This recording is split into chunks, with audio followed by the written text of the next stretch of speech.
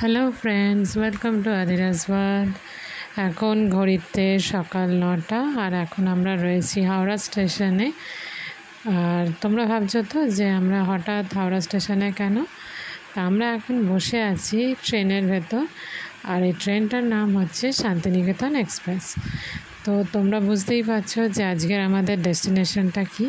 হ্যাঁ, এখন আমরা চলেছি বোলপুরের পথে। আজকের আমাদের ডেস্টিনেশন হচ্ছে বোলপুর শান্তিনিকেতন। তো এখন চলো, আমাদের 10টা 5-এ ট্রেন স্টার্ট হবে। তো এখন আমরা ট্রেনে অপেক্ষা করছি কখন ট্রেন ছাড়বে। আর আশপাশে লোকজন দেখছি জানলার ধারে। ভাগ্যক্রমে আমার উইন্ডো সিট পড়েছে, তাই জানলা দিয়ে বাইরেটা দেখতে বেশ ভালো লাগছে। আর সকালবেলা একটু অল্প অল্প আজকে একটু ঠান্ডাও আছে। তো এখন শুধু অপেক্ষা ট্রেন ছাড়া। তো 3.5 ঘন্টার মতন প্রায় সময় লাগবে। তো চলো আমাদের সাথে।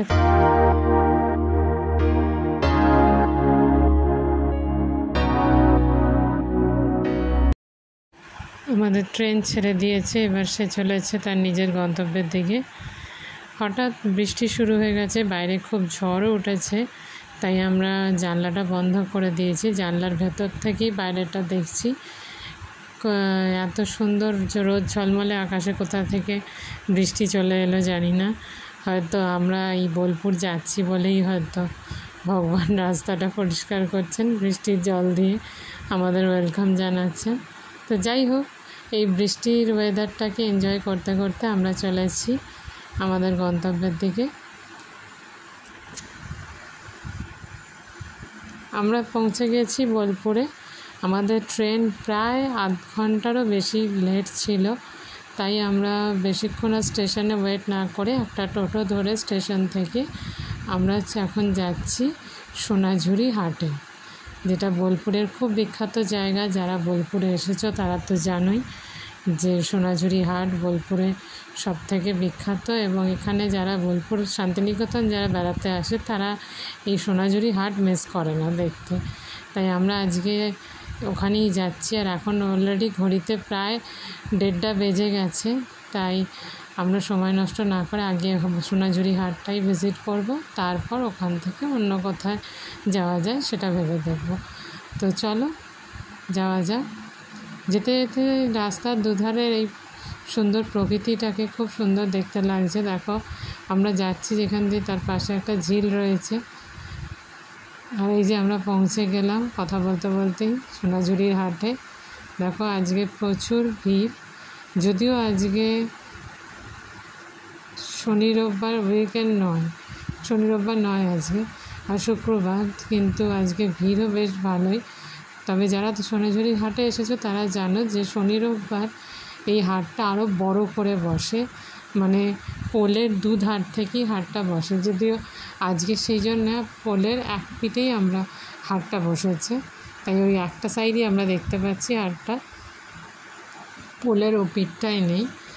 তো যাই হোক, বেশ ভালো লাগছে। অনেক দিন পর এই সোনাঝুরি হাটে আসার সুযোগ হলো। এবং এই যে সব থেকে সেই বিখ্যাত নাচ, বহু পরের যারা টুরিস্ট এখানে বেড়াতে এসছেন তারা এদের সঙ্গে পা মেলাচ্ছেন। বেশ ভালো লাগছে দেখতে। এই আমাকেও ওনারা ডেকে নিলেন গ্রুপে, তাই আমি ওনাদের সাথে সামিল হলাম। আর সত্যি কথা বলতে সোনাঝুরি হাটে যখনই আসি এই এনাদের সাথে একটু নাচ গানেতে একটু পার্টিসিপেট করতে বেশ ভালো লাগে। কারণ আমার কোথাও সেই বাংলার মাটি, আমাদের সংস্কৃতির একটা টান যেন খুঁজে পাওয়া যায়। এই লাল মাটির দেশে এসে সেই কবিগুরুর লেখা কবিতার মতো কোথাও আমরা নিজেদেরকে খুঁজে পাই, যা আমাদের এই কংক্রিটের জঙ্গলে থাকতে থাকতে আমরা হারিয়ে ফেলেছি।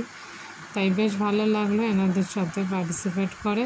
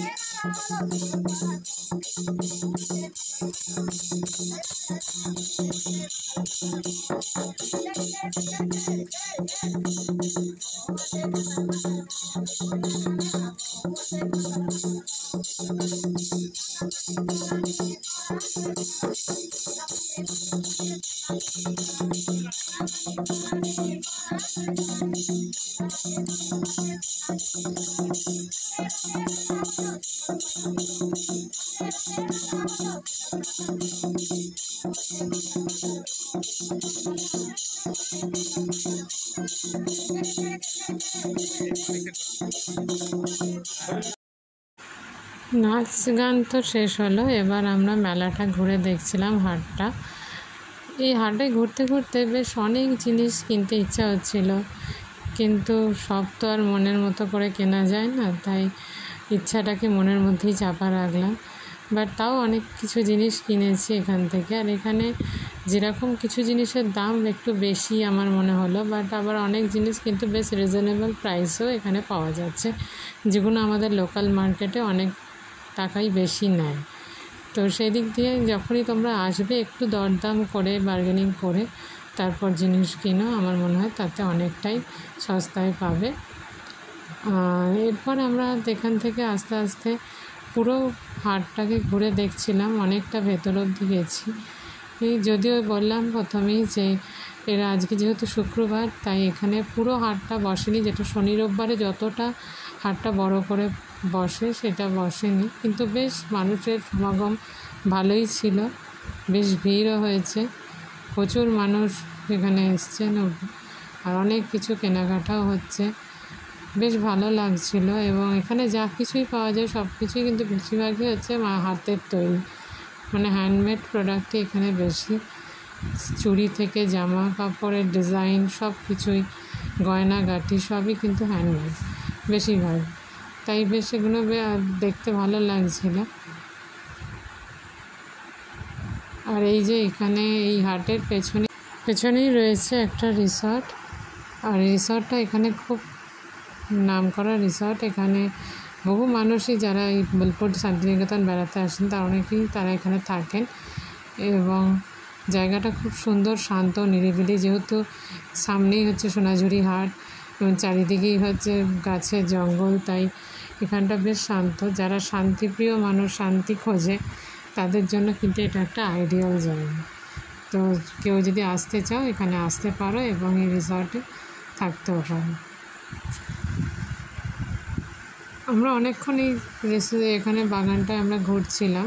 এটা যদিও হাট থেকে একটু খানিকটা দূরে, হাটেরই সামনে, বাট একটু ভেতরে। তো এখানটায় হাটের কোনো ব্যাপার নেই, কোনো দোকানপাট নেই, জায়গাটা পুরো ফাঁকা, সেফ রিসর্টটা রয়েছে। হাটটা একটু সামনের দিকে, আমরা অনেকটা ভেতরে চলে এসেছি। বাট এই জায়গাটা বেশ আমার ভালো লাগছিল, একদম শান্ত নিরিবিলি, চারিদিকে শুধু সবুজের মেলা, বেশ ভালো লাগছিলো এই জায়গাটা। মনে হচ্ছিলো অনেকক্ষণ থাকি, বাট আমাদের হাতে সময় অতটা ছিল না, কারণ সন্ধ্যা হয়ে আসছিলো, আর সন্ধ্যা হলে এদিকে তো আস্তে আস্তে হাটও উঠে যাবে, আর তখন এখানে আর থাকা যাবে না, তাই আমরা এখান থেকে আস্তে আস্তে বেরিয়ে পড়লাম।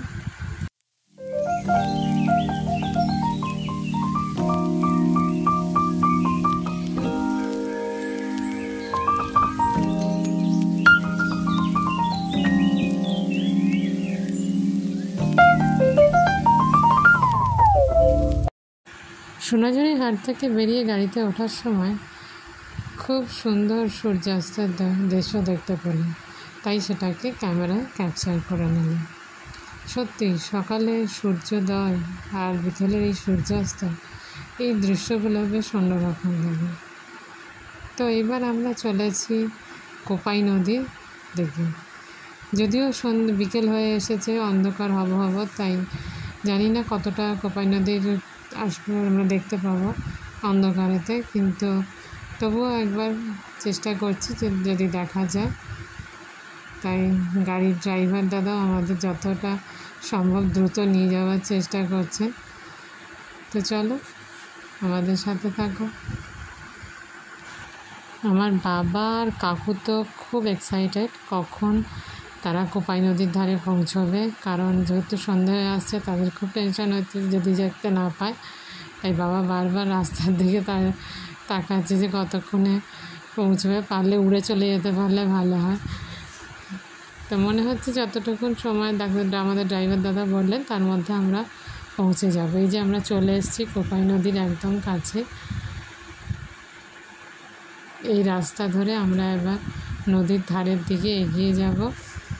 এখানে গাড়ি যাবে না, তাই পায়ে হেঁটেই এই রাস্তা দিয়ে যেতে হবে। এখানটা ঢাল আছে একটু, যা হয় মাটির গ্রাম বাংলার পরিবেশ, উঁচু নিচু মাটির ওপর দিয়ে যেতে হবে। কিন্তু এই জায়গাটা বেশ সুন্দর, একটু নোংরা আছে আশপাশটা, তো কিন্তু বেশ ভালো লাগছে। একদিকে চাষ হচ্ছে, আলুর চাষ হচ্ছে, অনেক টুরিস্টরা এখানে বসে আছেন, এই প্রকৃতির সৌন্দর্য উপভোগ করছে। তবে এর চারপাশটাও একটু নোংরা, একটু বেশি ভালোই নোংরা, অনেক নোংরা আবর্জনা পড়ে আছে।